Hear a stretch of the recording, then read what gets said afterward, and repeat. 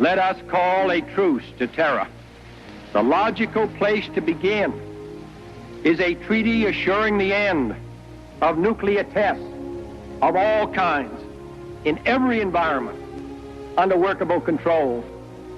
We also proposed a mutual ban on atmospheric testing without inspection or controls in order to save the human race from the poison of radioactive fallout. Together we shall save our planet, or together we shall perish in its flames.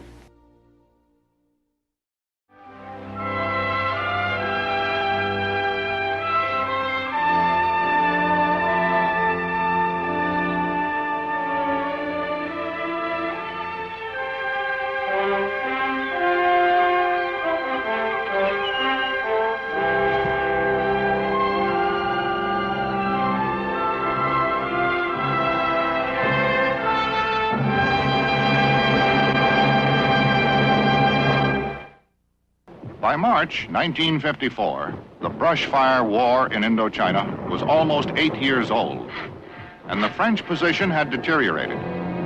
Hoping to draw the communist guerrillas into decisive open battle, the French made a stand at the fortress of Dien Bien Phu. But by mid-March, the French forces were surrounded and cut off. Military aid from the United States had made it possible for France to maintain the war. But in spite of an ever-increasing flow of supplies, the French cause appeared doomed. The question of American military intervention was raised. This might have serious risks, but these risks are far less than would face us a few years from now if we dare not be resolute today. Senator Kennedy felt otherwise. I am reluctant to make any statement which may be misinterpreted as unappreciative of the gallant French struggle at Dien Bien Phu and elsewhere. But the speeches of President Eisenhower and Secretary Dulles and others have left too much unsaid. For if the American people are, for the fourth time in this century, to travel the long and tortuous road of war, particularly a war which we now realize would threaten the survival of civilization, then I believe we have a right to inquire in detail into the nature of the struggle in which we may become engaged. Certainly, I, for one, favor a policy of united action by many nations whenever necessary to achieve a military and political victory for the free world in that area, realizing full well that it may require some commitment of manpower. But to pour money, material, and men into the jungles of Indochina without at least a remote prospect of victory would be dangerously futile and self-destructive. Of course, all discussions of united action assume the inevitability of such victory, but such assumptions are not unlike similar predictions of confidence which have lulled the American people for many years. I am frankly of the belief that no amount of American military assistance in Indochina can conquer an enemy which is everywhere and at the same time nowhere. An enemy of the people which has the sympathy and covert support of the people.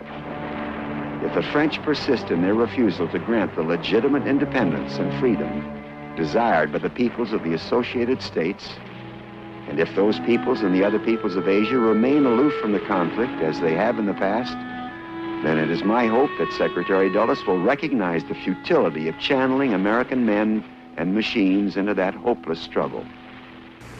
I think that we should have insisted 4 or 5 years ago that the French get out of French Indochina and permit a free native government to set up as we did in Indonesia in the case of the Dutch. Military action in Indochina. French regulars land along the coast in search of roving communist bands. For France, it represents a tremendous sacrifice of manpower and financial resources. Without American help, the burden would be too great.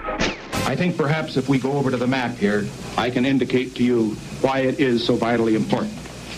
Here is Indochina. If Indochina falls, Thailand is put in an almost impossible position. Nixon becomes one of the first hawks to warn of the domino effect of communist aggression. That indicates to you and to all of us why it is vitally important that Indochina not go behind the Iron Curtain.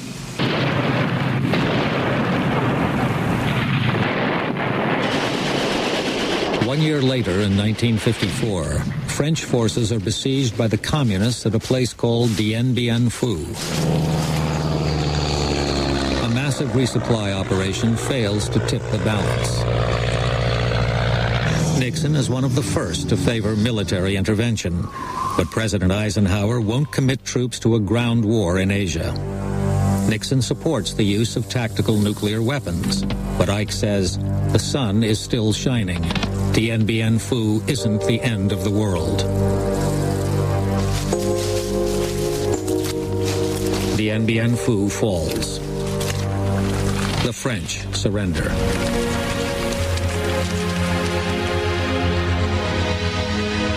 In Geneva, a peace conference leaves Vietnam divided into a communist North and a non-communist South. But there is to be no peace in Vietnam. Under pressure of growing communist aggression, the flow of American equipment and advisors is increased. In the 1950s, Nixon backs the deployment of American military advisors to South Vietnam. Superior equipment and mobility are used to full advantage to carry the fight to the enemy, swiftly, wherever his presence becomes known.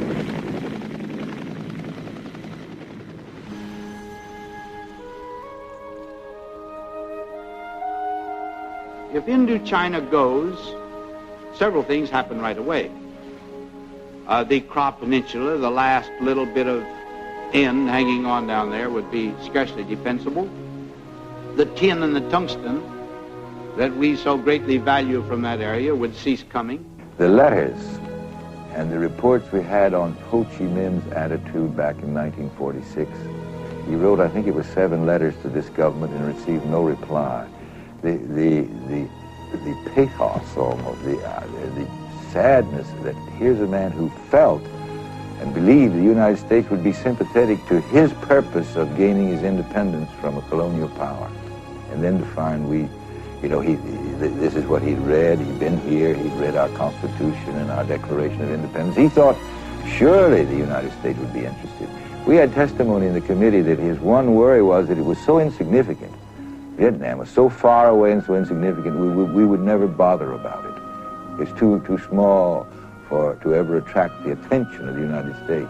He was sure in his own mind that if we would ever put our minds and focus upon it, we would be for him.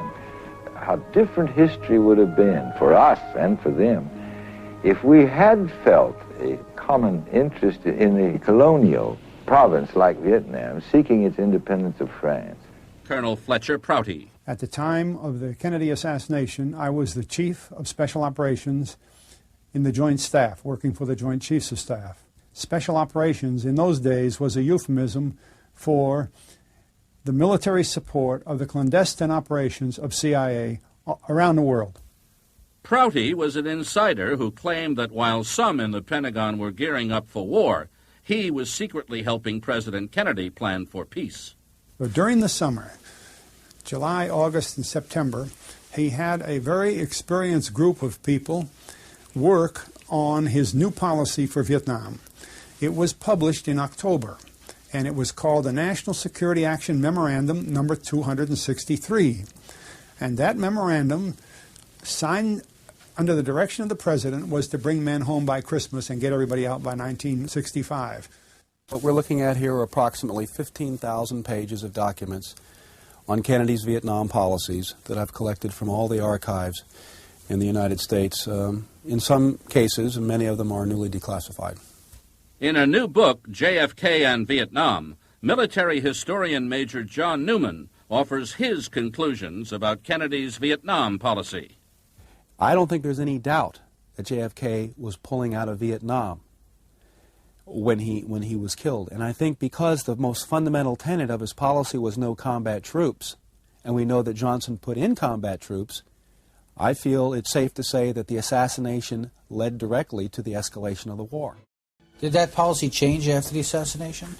Only 4 days later. What happened? 4 days later, under Lyndon Johnson, they issued a new National Security Action Memorandum, number 273, which began a modest change. Then in March of '64, another memorandum, 288, began the attacks on North Vietnam and the escalation of the war.